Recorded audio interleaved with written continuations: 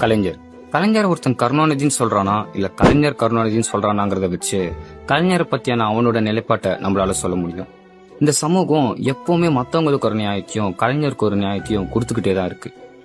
உதாரணத்துக்கு ரிக்ஷாக்காரன் படத்துல நடிச்ச எம்ஜிஆர் எல்லாரும் கொண்டாடுவாங்க.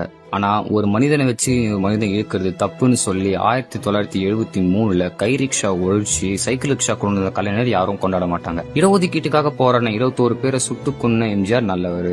ஆனா அதே இடஒதுக்கீட்டை கொடுத்த கலைஞர் கெட்டவர். பிரபாகரன் தூக்கில ஏத்தணும்னு தீர்மானம் போட்ட ஜெயலலிதா நல்லவங்க.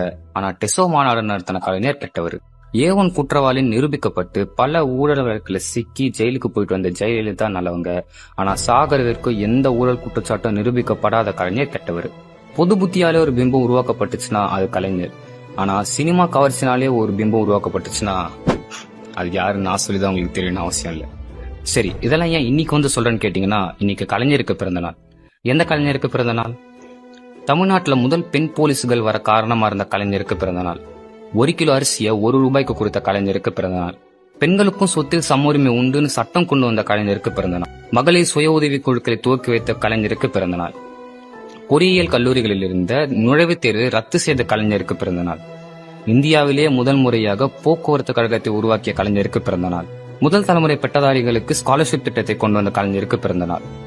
கடைசியா ஒண்ணு மட்டும் சொல்லிக்கிறேன், கட்டை விரலோ தலையோ காணிக்கையாக இந்நாள் எவனும் கேட்டால் பட்டை உரியும், சுடுகாட்டில் அவன் கட்டை வேறும்.